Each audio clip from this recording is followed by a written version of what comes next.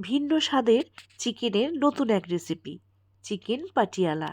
অল্প তেল এবং মশলা দিয়ে তৈরি দারুণ স্বাদের এক চিকেনের রেসিপি, যেটা আপনাদের সাথে শেয়ার করছি। দেখতে থাকুন। নিয়েছি চিকেন, এখানে উইথ বোন চিকেন রয়েছে।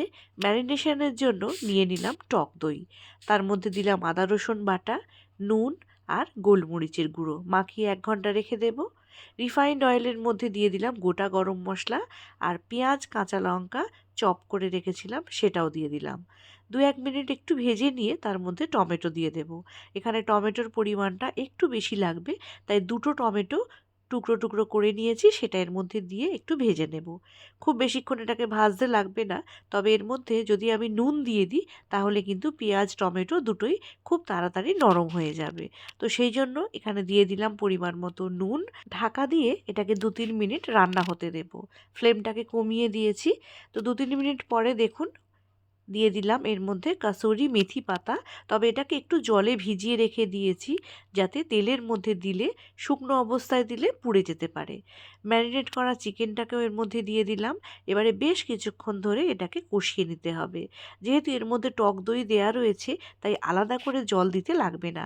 ধনে গুঁড়ো আর জিরে গুঁড়ো দিয়ে দিলাম, দিয়ে আরও কিছুক্ষণ এটাকে কষিয়ে নেব।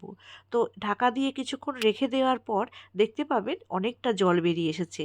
আর একটা ফ্রাই প্যানে 1 চামচ ঘি নিয়ে সে ঘিটাকে ভালো করে গলিয়ে নিয়ে তার মধ্যে 2টো শুকনো লঙ্কা দিয়ে দিলাম, আর ক্যাপসিকাম কেটে রেখেছিলাম, ক্যাপসিকাম দিলাম, আর পেঁয়াজের পাপড়ি দিলাম। দিয়ে এটাকে হাই ফ্লেমে 2-1 মিনিট একটু নাড়াচাড়া করে নেব। সামান্য একটু নুন আর গোলমরিচের গুঁড়ো ওপর থেকে দিয়ে দেব, যাতে টেস্টটা ভালো থাকে। তো একটু নুন আর গোলমরিচের গুঁড়ো দিয়ে এটাকে 2-3 মিনিট একটু নাড়াচাড়া করে নেব।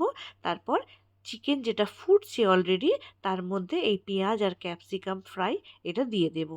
নতুন ধরনের একটা রান্না শেয়ার করলাম আপনাদের সাথে। কেমন লেগেছে আমাকে অবশ্যই জানাবেন। এবার এটাকে সার্ভ করে দেব। দেখুন, যদি ভাতের সাথে খেতে চান গ্রেভিটা একটু বেশি রাখবেন, আর যদি রুটি পরোটার সাথে খেতে চান তো গ্রেভিটাকে একটু শুকিয়ে নেবেন। তো কেমন লেগেছে আমাকে অবশ্যই জানাবেন কমেন্ট করে। ভালো লাগলে লাইক করে পাশে থাকবেন।